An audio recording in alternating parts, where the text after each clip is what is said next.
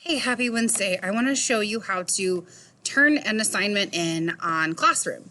So as you can see here for Adult Ed, I have your Google Classroom pulled up. In the screen here, you can see we're looking at Chapter 1. Here's all the details from Chapter 1 and Chapter 2 since they're all on the same day. I've got my key terms. Now, let's say I've completed my key terms and I'm ready to turn them in.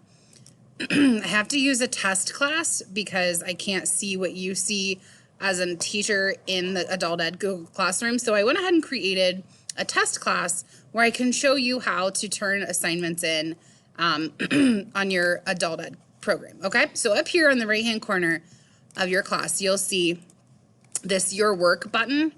But to really just to go back to the beginning and restart. So you're in your Adult Ed Google Classroom.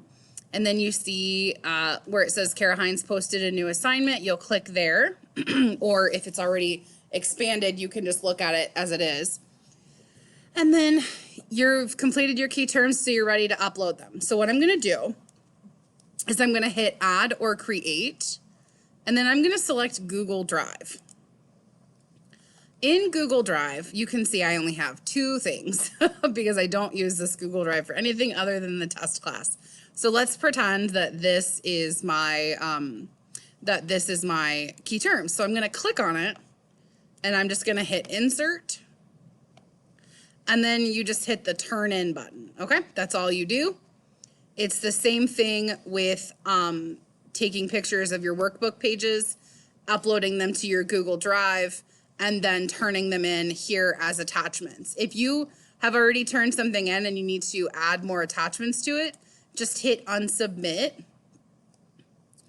and then continue hitting Add or Create until you've added everything that you need to add. Now, if you're trying to add a document that is not on Google Drive, you would go to File, and it would bring up the most recent files you've used in Google Drive, but you can search for other things elsewhere. So if you have a file that you need to move to Google Drive so you can upload it to Classroom, then that's something that you can do as well.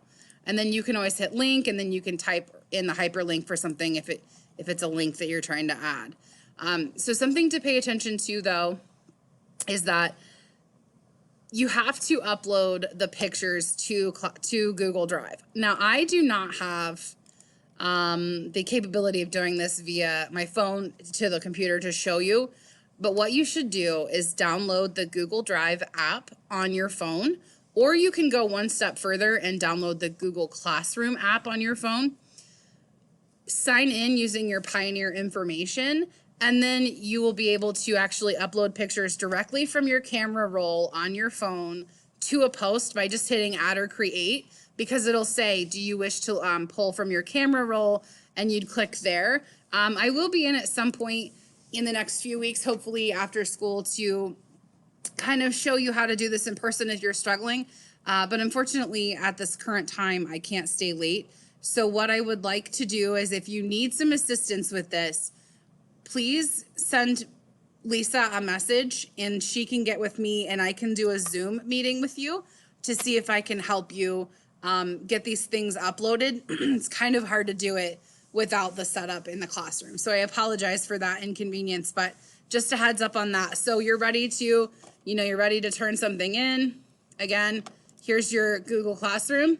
So you would just up in this corner up here, obviously mine looks different. So you could just click here and then it takes you to this page.